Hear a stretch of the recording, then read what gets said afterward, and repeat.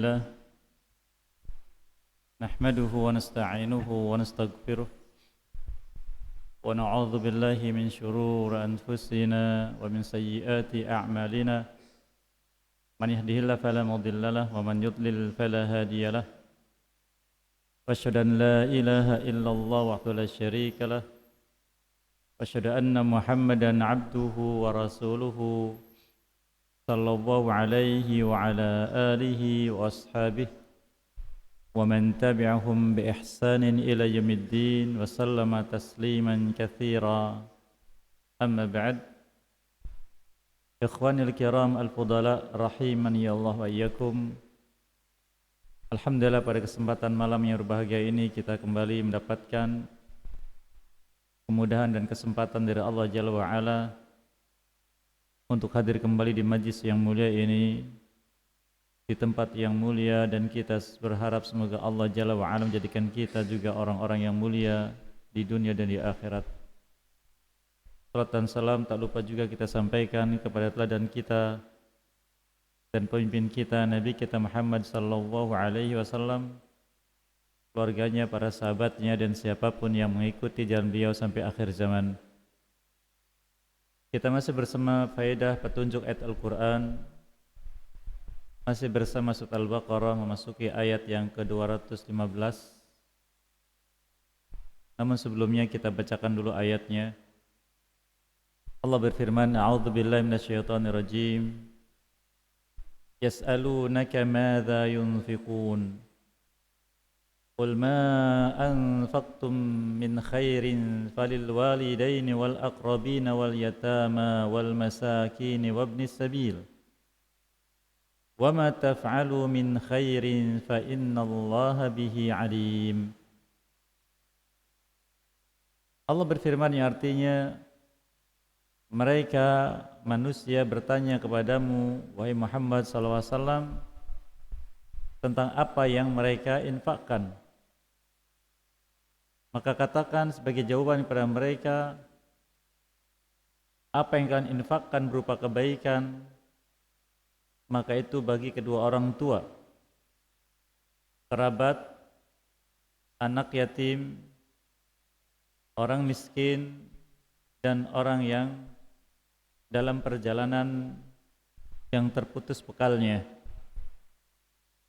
Dan apapun yang kalian lakukan dari kebaikan, maka sungguhnya Allah Subhanahu wa ta'ala Maha mengetahui tentang hal tersebut. Ayat yang mulia ini dan ayat-ayat semisal, penjelasan dari Allah Subhanahu wa ta'ala atas pertanyaan-pertanyaan yang dilontarkan oleh sebagian sahabat Nabi sallallahu alaihi wasallam. Maka di sini sebagai bentuk kemuliaan dari Nabi SAW dan juga sebagai hidayah bagi manusia, ketika manusia bertanya kepada Nabi SAW tentang masalah-masalah yang ada pada mereka, maka beliau mendapatkan jawabannya dari Allah Azza wa Jalla untuk menyampaikan kepada manusia. Disinilah kita ketahui bahwa Nabi kita SAW adalah wasilah antara Allah Jalla wa'ala dengan hambanya, yang menghubungkan antara Allah dengan hambanya. Maka Allah Jalla wa'ala menyampaikan syariatnya melalui Nabi sallallahu alaihi wasallam. Maka tidaklah seorang dijadikan wasilah oleh Allah Azza wa Jalla untuk menyampaikan risalahnya kepada manusia, melainkan dia adalah orang yang dipilih dan orang yang dimuliakan. Demikian juga tidaklah seorang didatangi oleh manusia, kemudian mereka mengeluhkan permasalahannya, mengharapkan solusi, melainkan mereka adalah orang-orang yang mulia. Maka ini menunjukkan kemuliaan ilmu secara umum, dari ilmu yang bermanfaat, khususnya ilmu yang diambil dari kitab dan sunnah. Oleh karena apabila kita ingin mulia di sisi Allah Jalla wa Ala, kemudian mulia di hadapan manusia, maka yang pertama dengan ilmu. Yang pertama dengan ilmu. Allah firmankan di surat Al-Mujadilah di ayat yang ke-11, yarfa'illahu alladhina amanu minkum walladzina utul ilma darajat. Allah mengangkat derajat orang beriman di antara kalian dan orang berilmu, dari orang beriman di atas mereka beberapa derajat. Demikian juga Allah sebutkan hal tersebut, menyebutkan akan kemuliaan seorang hamba dengan ilmu. Allah firmankan di surat Az-Zumar. Di surat Az-Zumar Allah Azza wa menyebutkan di ayat yang ke-9, "Qul hal yastawil ladzina ya'lamuna wal ladzina la ya'lamun? Innama yatadzakkaru ulul albab." Katakan Muhammad SAW, apakah sama antara orang yang berilmu dan yang tidak berilmu? Sesungguhnya tidak ada yang faham tentang masalah itu kecuali ulul albab. Demikian juga Allah Azza wa Jalla sebutkan di surat Fatir tentang sanjungan Allah bagi orang berilmu. Allah firmankan di surat Fatir di ayat yang ke-28, "Innama yakhsyallaha min ibadihil ulama." Sesungguhnya tidak ada yang takut daripada hamba Allah kepadanya kecuali para ulama. Dan khasyatullah adalah buah paling utama dari ilmu, yang merupakan sifat utama dari takwa, rasa takut kepada Allah Subhanahu wa taala. Maka Allah Azza wa Jalla memberikan kemuliaan ini dengan ilmu kepada orang-orang yang dipilih, tidak kepada sembarang orang. Nabi kita sabdakan SAW, "Man yuridillahu bi khairan yufaqihu fid din." Orang yang diinginkan oleh Allah Azza wa Jalla untuk menjadi hamba yang diberi kebaikan, maka jadikan dia faqih dalam agamanya. Faqih yaitu berilmu tentang agamanya. Inilah kemuliaan. Ya, apabila kita ingin mulia di sisi Allah Jalla wa Ala, kemudian di sisi hambanya, maka dengan ilmu. Namun apakah setiap orang yang berilmu mendapatkan itu? Jelas tidak. Jelas tidak. Yang akan mendapatkan kemuliaan itu adalah apabila ilmu yang dikaruniakan oleh Allah kepadanya membuahkan 4 perkara, menghasilkan 4 perkara pada dirinya. Yang pertama, ilmu yang dia pelajari menguatkan iman. Semakin berilmu semakin kuat imannya, bukan ragu, apalagi menolak. Yang kedua, semakin bertambah ilmu, semakin bertambah semangat dalam ketaatan kepada Allah dan Rasul-Nya. Bukan semakin malas, bukan menganggap remeh, tapi semakin semangat dalam ketaatan. Yang ketiga, semakin bertambah ilmu, semakin tawadhu' di hadapan hamba Allah Azza wa Jalla. Tidak ingin dia dikenal oleh manusia bahwa dia orang alim. Tidak menunjukkan, semakin tawadhu', semakin rendah diri. Dan yang keempat, semakin bertambah ilmu, semakin takut kepada Allah. Semakin takut kepada Allah. Dan itulah yang disebutkan surat Fatir tadi ayat 28, "Innama yakhsyallaha min ibadihi ulama." Tidak ada yang takut kepada Allah para hambanya kecuali para ulama.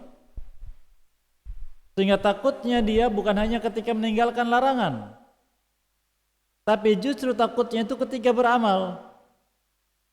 Dia beramal tapi takut. Adapun orang yang takut akan azab Allah ketika berbuat maksiat, maka ini takutnya orang beriman.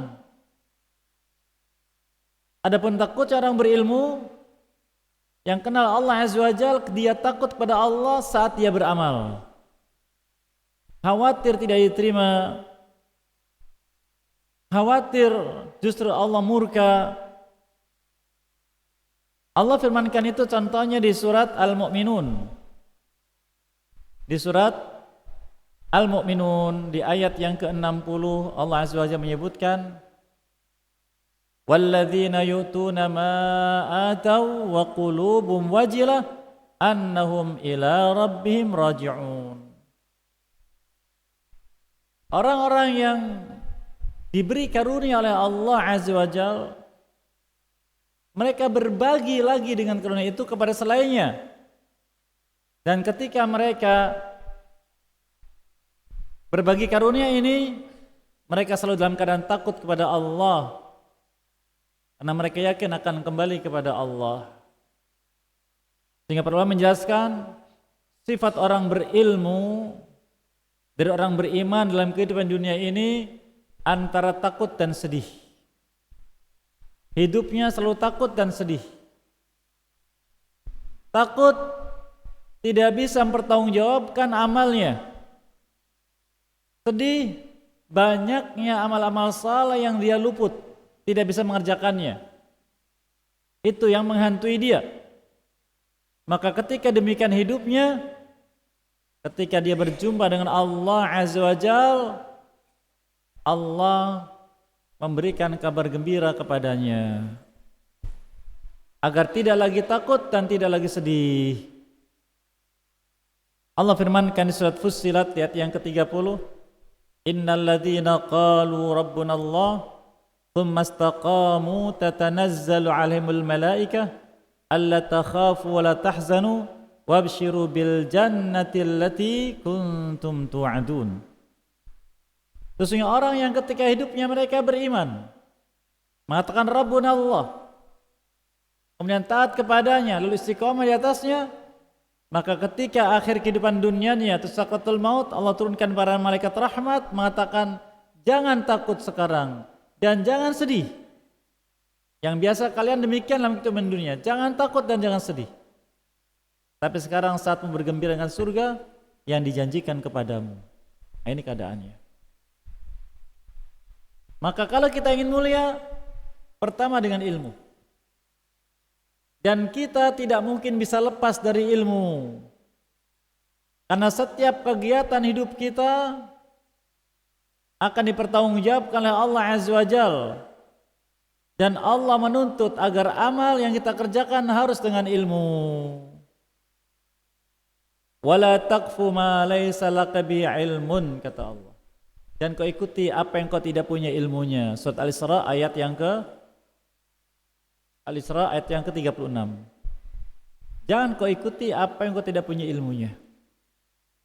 Sehingga mau tidak mau kita harus belajar ilmu. Suka atau tidak suka kita belajar ilmu.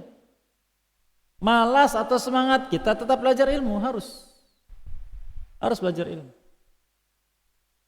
Dan untuk kita yang banyak keterbatasan dan banyak kesibukan, maka Allah Azza wa Jalla memperingan untuk metode mendapatkan ilmunya. Cukup dengan bertanya. Allah firmankan pertama di surat An-Nahl ayat 43, fas'alu ahla dzikri in kuntum la ta'lamun. Bertanyalah kalian kepada ahli zikir atau ulama jika kalian tidak mengetahui. Bertanya, kata Allah. Jika kalian tidak tahu maka bertanya. Demikian juga Allah ulang ayat itu di surat Al-Anbiya, menegaskan akan pentingnya ilmu dengan lafaz yang sama, fas'alu ahla dzikri in kuntum la ta'lamun. Bertanyalah kalian kepada ahli zikir jika kalian tidak mengetahui. Di ayat yang ke-7 bertanya, menunjukkan bahwa kita tidak boleh kosong dari ilmu. Kemudian yang kedua, untuk mendapatkan kemuliaan si Allah Azza wa Jalla, maka dengan amal saleh. Dengan amal saleh. Kita tidak boleh yang penting beramal. Allah sebutkan di Nabi kita Allah sebutkan di surat Al-Ahqaf di ayat yang ke-15. Wa an a'mala salihan tardah. Berikan aku karunia setelah usiaku masuk 40 tahun ini agar bisa beramal saleh yang engkau ridha. Maka suatu amal dikatakan saleh bila Allah ridha. Bila amal ini Allah ridhai. Dan Allah ridha dengan amal seorang hamba dengan 3 perkara. Kalau kita ingin tahu amal kita diridhai atau tidak, lihatlah 3 perkara ini. Yang pertama, kembali ke ilmu tadi. Sudah tahu belum ilmunya? Yang kedua, cara melaksanakannya sesuai tidak dengan Nabi kita SAW. Disesuaikan dengan cara beliau. Allah firmankan di surat Al-Imran ayat yang ke-31, Qul in kuntum tuhibbunallah fattabi'uni yuhibbukumullah wa yaghfir lakum dzunubakum wallahu ghafurur rahim. Katakan Muhammad SAW, jika betul kalian cinta pada Allah, ikuti aku. Niscaya Allah akan mencintai kalian dan mengampuni dosa kalian, dan Allah Maha Pengampun lagi Maha Penyayang. Maka kita ibadah apapun, usahakan untuk mengikuti Nabi SAW. Dan yang ketiga, dipastikan amal ini ikhlas. Bukan mengharapkan pujian manusia, bukan mengharapkan dunia, bukan mengharapkan balasan manusia, bukan. Murni karena ingin mendapatkan pujian dari Allah dan balasan darinya di akhirat. Inilah amal dikatakan Allah ridhai. Amal yang saleh. Lalu kalau kita lihat bagaimana amal kita sementara ini, Allah a'lam bishawab. Kita berharap semoga Allah mengakui bahwa amal kita termasuk amal yang saleh yang Dia ridhai. Maka bila kita ingin dimuliakan oleh Allah, jadikanlah amal kita diridhai olehnya. Itu amal yang saleh. Yang ketiga, Allah Azza wa Jalla akan memuliakan hambanya dengan takwa, dengan ketakwaan, yaitu keyakinan hati terhadap Allah Jalla wa Ala dan diikuti dengan melakukan apa yang Dia suka dan meninggalkan apa yang Dia tidak suka. Itulah takwa. Makanya Allah Azza wa Jalla menyebutkan dalam banyak ayat perintahnya agar kita semua bertakwa, agar yakin kalau kita ini memiliki zat yang kita imani, yang berhak diibadahi oleh kita semua, yang akan memberikan balasan baik bila melaksanakan perintah dan menyiapkan ancaman azab bagi yang meninggalkannya. Setelah yakin baru melaksanakan apa yang Dia suka dan menjauhi apa yang Dia murka. Maka dengan takwa. Allah firmankan surat Al-Hujurat, Inna akramakum indallahi atqakum. Sesungguhnya yang paling mulia di antara kalian di sisi Tuhan kalian Allah Azza wa Jalla adalah yang paling bertakwa. Yang paling bertakwa kata Allah. Ayat 13 dari surat Al-Hujurat. Yang ketiga. Yang keempat, dengan akhlak mulia. Dengan akhlak mulia. Allah sampai memuji Nabi SAW karena kemuliaan akhlaknya.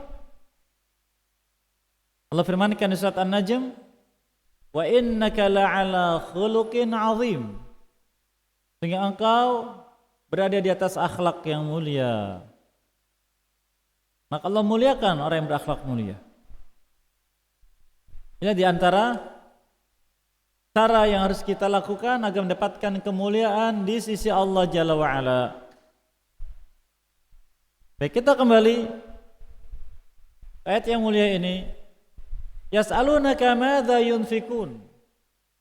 Mereka bertanya kepadamu tentang apa yang mereka infakkan. Maka mereka bertanya, lihat, para sahabat radhiyallahu anhum ajma'in, mereka bertanya kepada Nabi SAW tentang apa yang harus mereka lakukan, karena mereka butuh ilmu. Dan Nabi SAW dijadikan oleh Allah Azza wa Jalla sebagai sumber ilmu.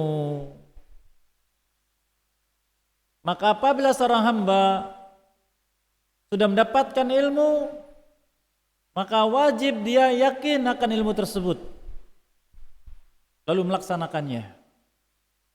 Yakin, lalu melaksanakannya.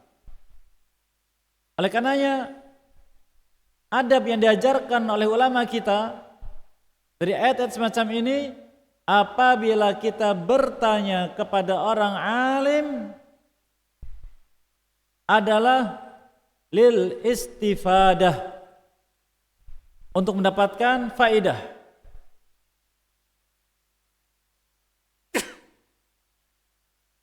Alhamdulillah. Dapatkan faedah, baik untuk diri sendiri atau untuk orang lain. Untuk diri sendiri, kalau tidak tahu tanya. Atau ada teman kita belum tahu, maka kita bertanya agar orang alim menjelaskan masalah ini bagi yang belum tahu. Seperti yang dilakukan oleh malaikat Jibril alaihissalam kepada Nabi SAW. Beliau bertanya, bukan beliau tidak tahu, beliau sudah tahu, tapi dalam rangka agar orang-orang yang hadir mengetahui permasalahan yang ditanyakan, dan bukan bertanya untuk merendahkan orang alim atau untuk menunjukkan diri saya lebih tahu dari Anda.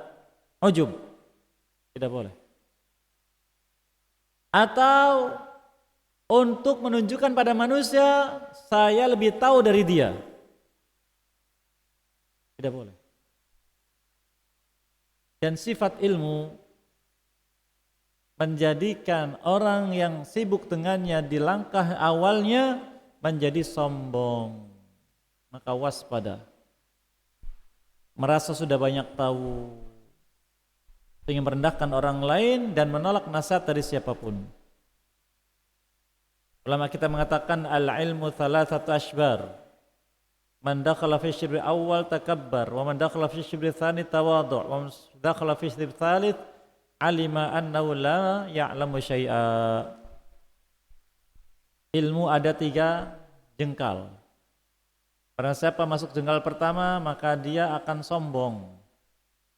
Masuk jengkal kedua, dia baru sadar ternyata orang lain ada yang banyak lebih tahu dari dia. Tawadhu', rendah diri. Masuk jengkal ketiga, baru sadar ternyata sebenarnya bagaimanapun saya belajar, saya ini masih banyak belum tahu. Banyak yang belum tahu. Inilah ilmu. Jadi kalau kita belajar, jangan jalan di tempat, harus maju ke jengkal yang kedua. Akhirnya sombong terus. Dan sombong itu kata Rasulullah SAW, al-kibru batarul haq wa ghamtun nas.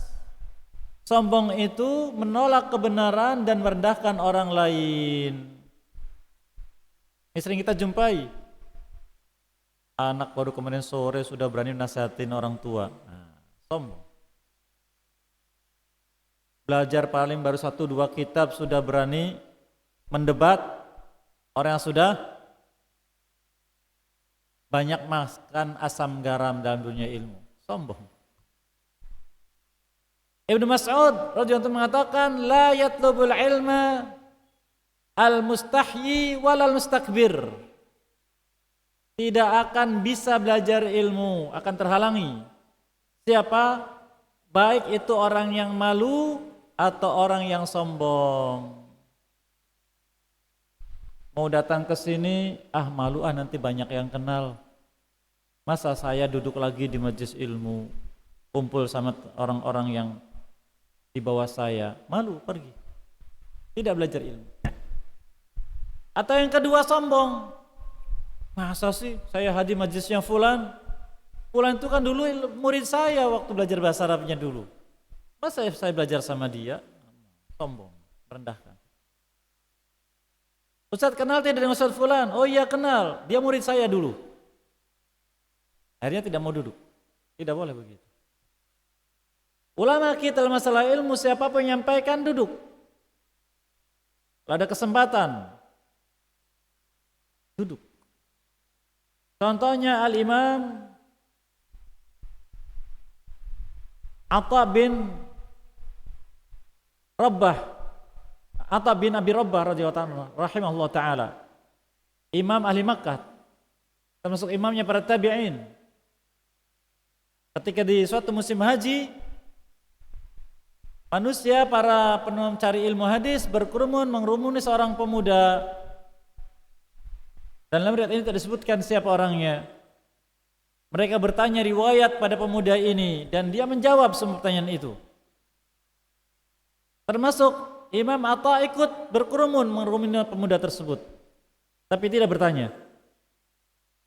Ada yang kenal, lalu ditarik tangannya, ya Atha, anta haqqun nas bil majlis, la siyama hadza makanuk.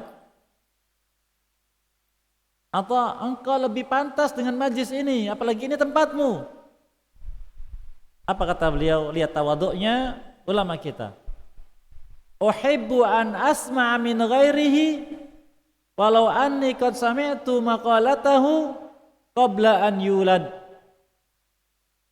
Aku sangat suka mendengar dari selainku, walaupun aku tahu apa yang dia sampaikan itu sudah aku ketahui sebelum dia lahir. Subhanallah.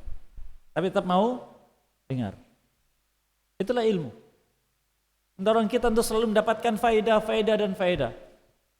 Atau jangan, saya pernah belajar ilmu itu, jangan.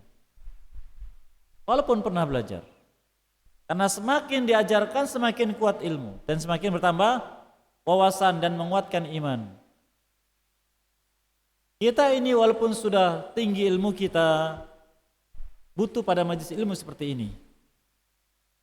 Karena kita kalau sendirian di rumah merasa jadi orang alim, itu terkikis keimanan kita, terkikis tanpa kita sadari.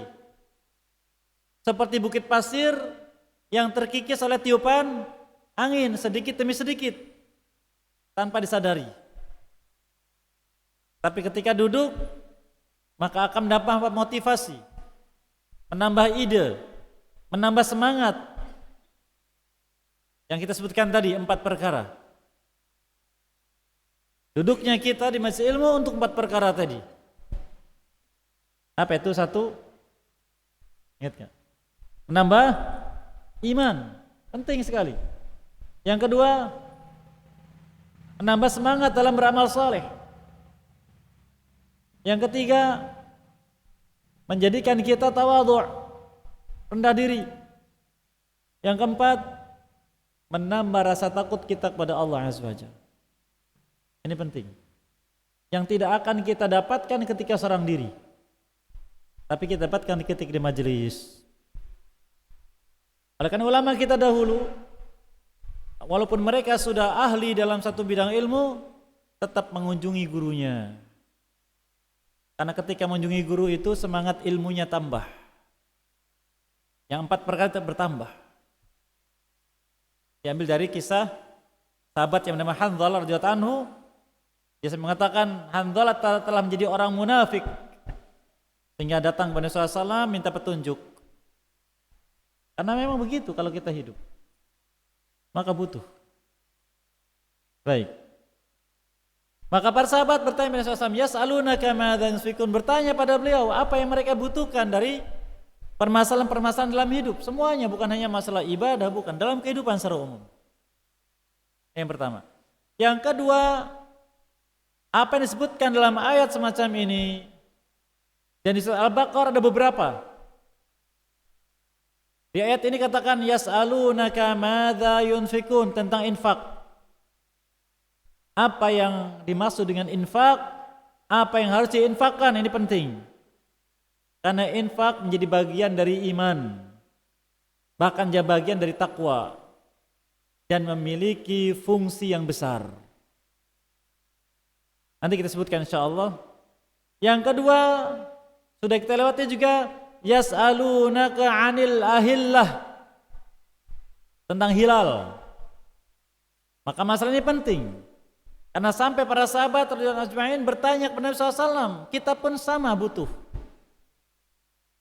Dan ini apalagi di negeri kita, hampir berulang setiap kali menentukan Ramadan, menentukan Syawal, bentar lagi menentukan apa?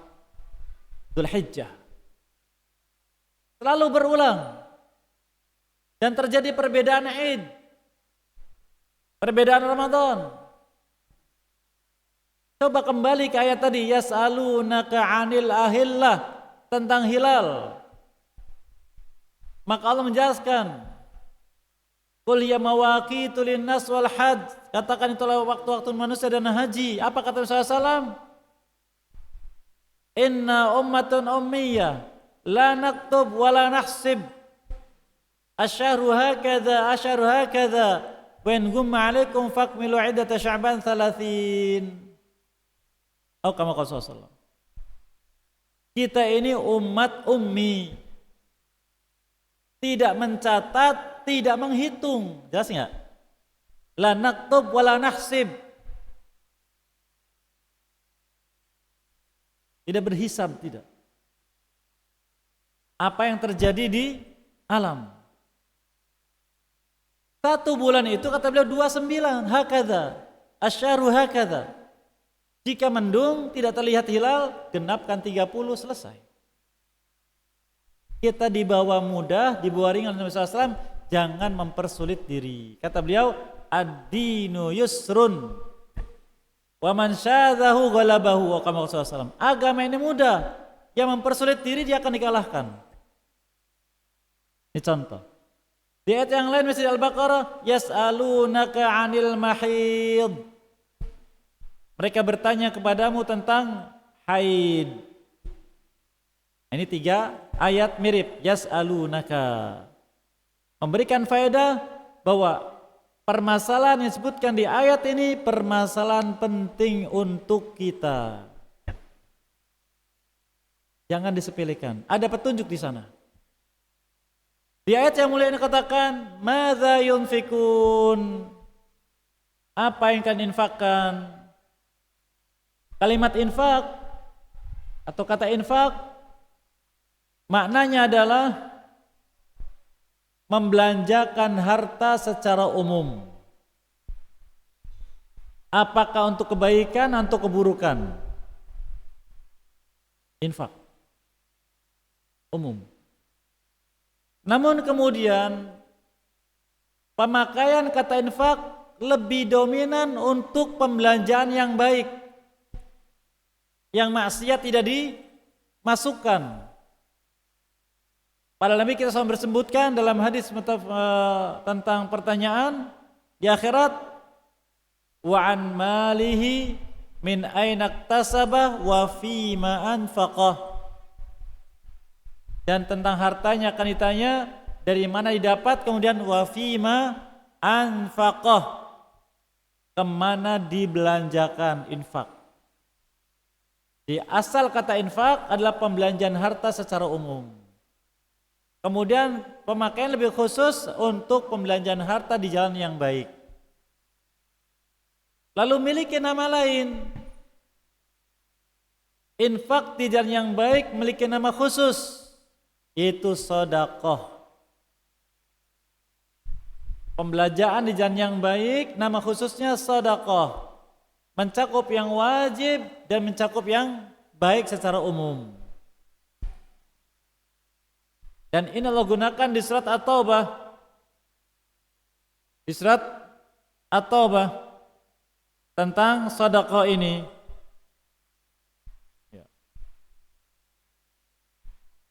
Allah firmankan surat At-Taubah ayat yang ke-103, khudz min amwalihim shadaqatan tutahhiruhum wa tuzakkihim biha. Wahai Muhammad SAW, ambil dari harta mereka itu sebagai sedekah, yang mensucikan mereka dan membersihkan mereka. Allah katakan sedekah. Yang ulama tafsir mengatakan sedekah itu yaitu zakat. Jadi sedekah pembelanjaan harta jalan yang baik, apakah yang wajib atau yang sunnah? Adapun yang wajib, ada yang ditentukan ketentuannya, ada yang tidak. Yang ditentukan ketentuannya, aturannya disebut dengan zakat. Dari jenis harta, jumlah harta, minimalnya berapa, dan dari sisi waktunya disebut dengan zakat. Ini tentang pembelanjaan harta dan semuanya Allah gunakan dalam Al-Quran.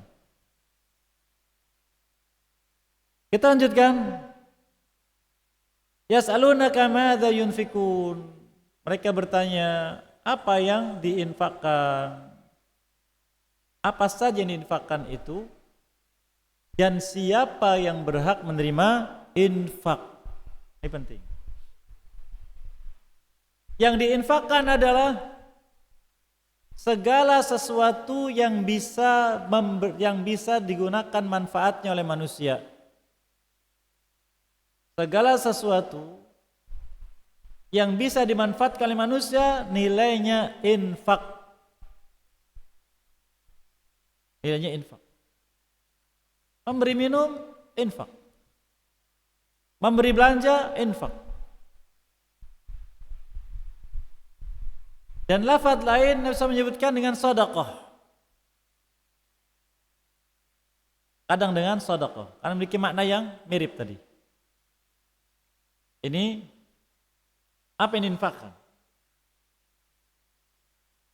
Beliau sebutkan contohnya, wa tabassumuka fi wajhi akhika lakas sedekah. Dan senyummu di depan wajah saudaramu itu bernilai sedekah. Sering disebutkan hadis semacam ini. Baik, kita kembali. Setelah itu, siapa yang berhak menerima sedekah atau infak? Siapa? Maka Allah Jalla wa Ala menyebutkan di sini, qul ma anfaqtum min khair. Katakan sama manusia, apa yang kalian infakkan itu adalah dari kebaikan, min khairin. Apabila kita cermati ayat-ayat Al-Quran, Allah ketika menyebutkan lafaz khair, sebelum ada tafsir menyebutkannya bermakna mal. Maknanya harta. Min khairin ay min mal. Contohnya pernah kita lewati sebelumnya. Di surat Al-Baqarah ini juga ya, tentang masalah waris. Ya. Tentang masalah waris. Allah Azza wa Jalla sebutkan di ayat yang sudah kita lewati,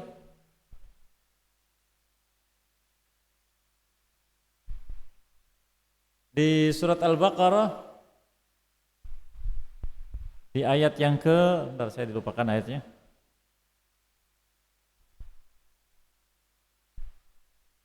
Allah sebutkan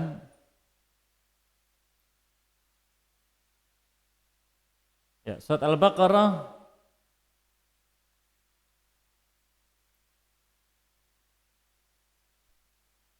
di ayat yang sebentar.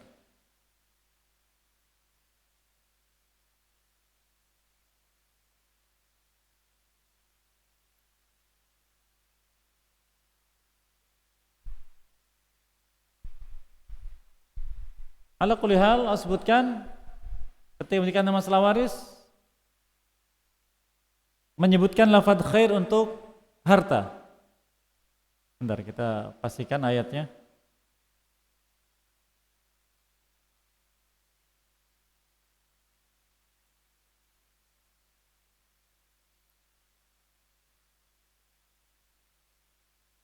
Mohon maaf saya dilupakan. Termasuk juga sebutkan di surat Al-Adiyat, wa innahu lihubbil khairi bagaimana? Lasyadid. Sesungguhnya manusia cintanya kepada al-khair begitu besar. Al-khair yaitu harta. Baik, kita kembali. Allah sebutkan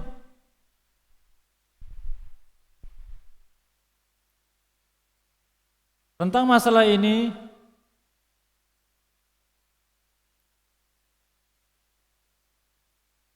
Qul ma anfaqtum min khair, katakan apa yang kalian infakkan dari harta kalian. Ini tentang yang infakkan sudah disebutkan tadi dari harta. Dari apa yang memberikan manfaat untuk manusia. Termasuk juga Nabi kita sebutkan di hadis muttafaqun alaih, la tahqiranna minal ma'rufi syai'an walau bisyikki tamrah. Jangan kalian sepelekan perbuatan baik walau memang tidak ada nilainya, walau dengan sepotong buah kurma. Sepotong buah kurma. Buah kurma satu apa namanya itu?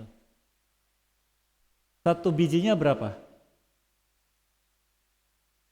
Yang jual kurma di sini nggak pernah hitung ya. Sekilo isinya berapa? Harganya berapa? Coba dihitung. Katakan satu butir itu harganya Rp1.000.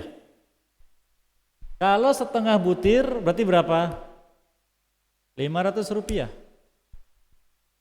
Salah dari kita setiap kali waktu sholat datang ke masjid bawa uang Rp500.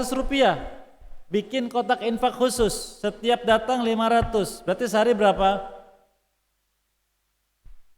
2.500. Sebulan berapa? Kali 30 berapa? Hah? 2.500 kali 6 berarti 150.000. Nah, 75.000 besar atau kecil? Besar. Maka kata beliau, jangan engkau sepelekan perbuatan baik walau memang tidak nilainya, jangan dikumpulkan jadi besar. Jadi bagi kita yang ingin infak tapi masih hitung-hitungan, sediakanlah kotak khusus, masukkan 500. Biasakan begitu. Termasuk kurban ini misalkan, pengen kurban tapi nggak punya uang, ya kalau tidak dosakan tidak punya uang. Setiap kali sholat Rp1.000, maka sebulan dapat 5.000 kali 30 hari, 150.000 kali setahun berapa? Dapat hampir 2 juta, bisa beli kambing. Tapi kadang akal kita tidak dipakai. Jangan sepelekan kebaikan walau memang tidak nilai. Jadi yang mau korban tahun depan, mulailah sekarang setiap sholat menabung berapa? Rp1.000. Berat atau ringan? Sangat ringan, tidak ada. Kita kalau parkir motor berapa bayarnya? 2.000. Pindah lagi sana nggak ada, bayar parkir 2.000. Pindah ke sana bayar lagi 2.000 lagi. Sehari bisa 10.000 kita bayar parkir. Tidak berat. Ini 1.000 sekali sholat. Setahun bisa buat beli kurban. Silakan dicoba. Baik, barakallahu fikum. Ini contoh saja. Siapa yang berhak? Sudah isya ya? Siapa berhak? Allah katakan urutan orang yang berhak mendapatkan sedekah. Falil walidain, pertama 2 orang tua. Ini jangan disepelekan 2 orang tua kita. Pernah belum kita bersedekah pada 2 orang tua kita? Ustadz, saya sudah bisa bekerja, orang tua saya sudah meninggal dunia. Maka bersedekahlah untuk orang tua kita. Khususkan. Dan ini dibolehkan oleh para ulama. Sedekah untuk orang tua kita.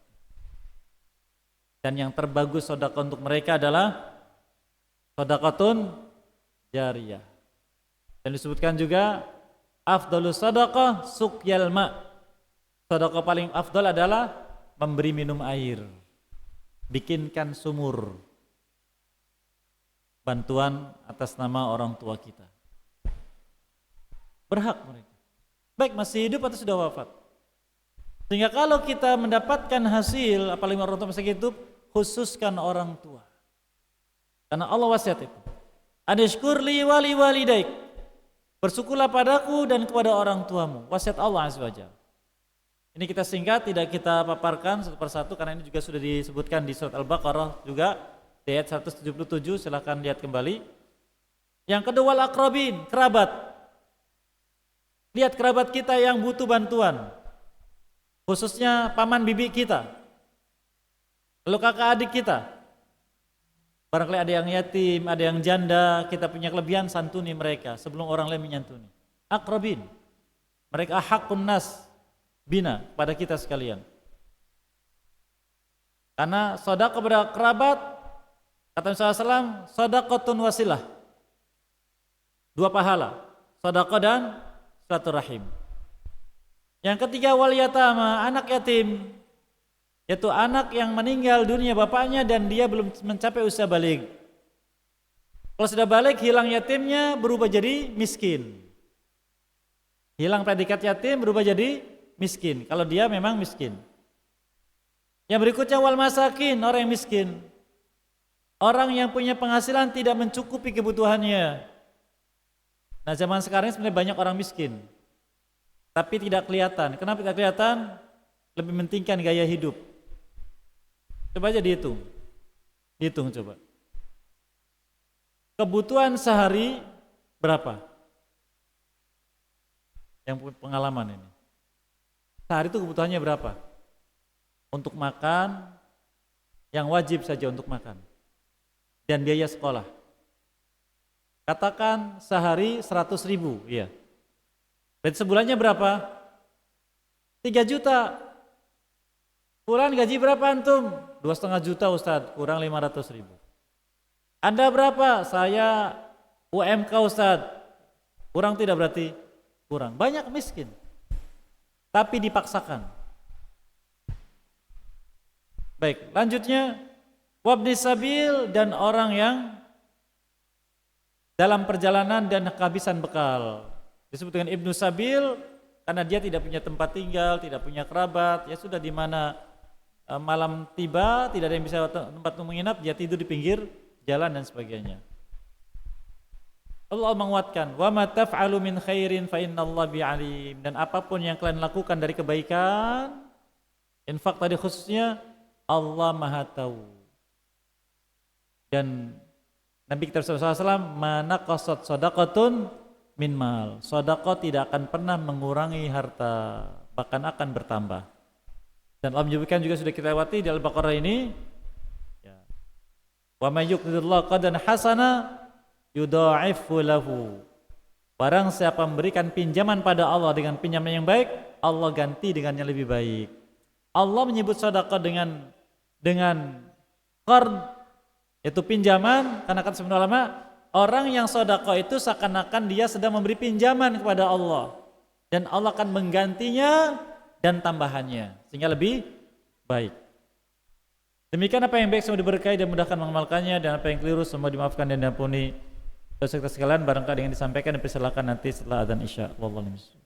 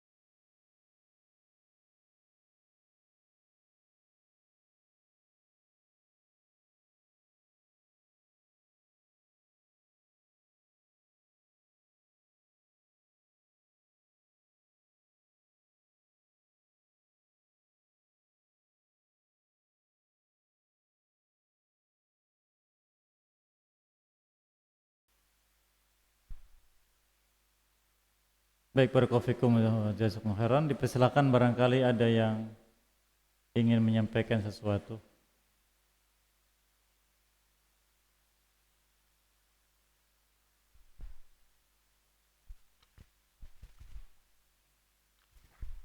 Ustadz, ada yang ingin Anda Silakan. tanyakan. Karena Anda pernah mendengar keterangan bahwasanya Allah hanya mau menerima amalnya orang yang bertakwa. Maksudnya bagaimana ya Ustadz ya? Syukran Baik. Ustadz. Barakallahu fikum. Allah menyebutkan di surat Al-Maidah ayat yang ke-27, "Innama yataqabbalullahu minal muttaqin." Maksudnya Allah hanya menerima amal-amal hambanya dari yang bertakwa. Takwa itu bertingkat-tingkat. Yang disebutkan surat Al-Hujurat tadi, "Inna akramakum indallahi atqakum." Lafadznya atqa, yang paling tinggi takwanya. Maka takwa bertingkat-tingkat. Berapa tingkat? Tidak ada menyebutkan tentang berapa tingkatnya, hanya Allah yang tahu. Namun kadar minimalnya adalah beriman, kemudian ikhlas dalam beramal, dan mengikuti Nabi SAW. Ini kadar minimal. Jadi kalau di antara kita beramal, kenapa dia beramal? Karena iman kepada Allah, kemudian ikhlas, dan mengikuti Nabi SAW, maka ini memenuhi syarat qabul. Syarat diterimanya amal, walau kadarnya minimal, tapi mendapatkan qabul.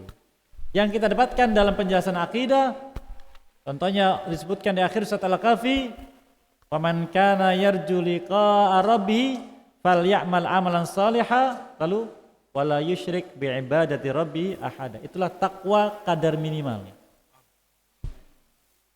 Apabila kita ingin maksimal kadar takwanya, maka setiap amal yang kita lakukan bukan hanya dengan iman,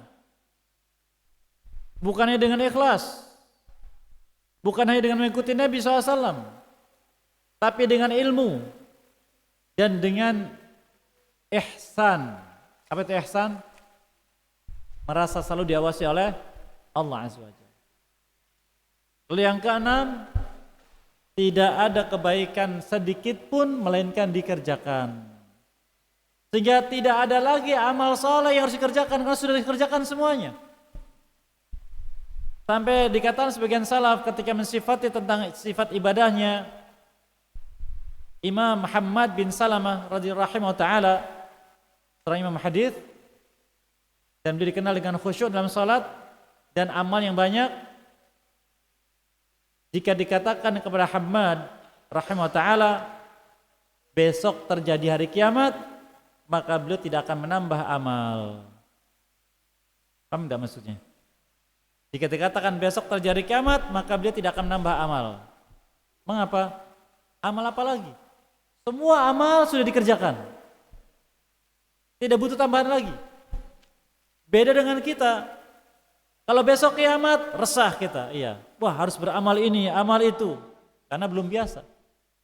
Nah, inilah pentingnya kita memperbanyak amal dengan unsur-unsur yang menjadikan kita meniti derajat takwa di sisi Allah Azza wa Jalla dengan derajat yang tinggi. Wallahu a'lam bishawab.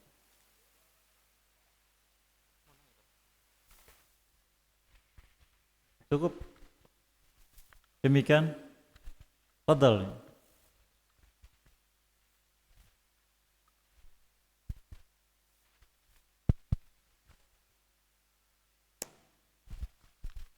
Assalamualaikum warahmatullahi wabarakatuh. Waalaikumsalam warahmatullahi wabarakatuh. Saya mengajukan pertanyaan walaupun sering ditanyakan ya, karena belum ada kejelasan, masih ada hal yang kontroversial kadang-kadang. Ada satu hadis Rasulullah itu mengatakan tidak ada sholat setelah sholat subuh. Tapi sholat sunnah fajar ini kita sering lakukan rutin, tidak pernah lepas, tidak pernah terputus. terus menerus. Lah, ana pernah membaca hadisnya boleh dikodok setelah sholat subuh. Tapi ada sebagian yang mengatakan kok bisanya sholat sunat ini dikodok. Sedangkan hadis yang awal itu mengatakan tidak ada sholat sunnah setelah sholat subuh. Ana tidak mempertentangkan tentang hadis ini sahih atau tidak. Yang ana pertanyakan ada kejadian luar biasa apa Rasulullah mengatakan demikian, Ustaz? Baik, barakallahu fikum. Barakallahu fikum wa jazakum khairan. Terkait tentang qada salat sunnah fajar setelah salat subuh, ini nas khusus dari Nabi SAW kepada salah sahabat tentang masalah itu. Adapun yang umum adalah qadanya ketika waktu duha. Adapun saat qada salat qabliyah subuh setelah salat subuh ini kekhususan. Dan kita ketika mendapatkan nas hadis tentang masalah ini bisa mendapati hikmah ataupun tidak, maka ini sesuatu yang terbatas. Tetapi menunjukkan bahwa adanya nas yang membolehkan qadanya salat qabliyah subuh di waktu setelah subuh yang merupakan waktu yang terlarang untuk salat, menunjukkan akan pentingnya qabliyah subuh bagi setiap muslim. Di mana yang pertama, Nabi kita SAW tidak pernah meninggalkan qabliyah subuh dan witir baik ketika mukim atau ketika safar. Yang pertama. Yang kedua, beliau katakan raq'ata al-fajr khairun minad dunya wa ma fiha, kama qala sallallahu. 2 rakaat salat sunnah fajar lebih baik dari dunia dan seisinya.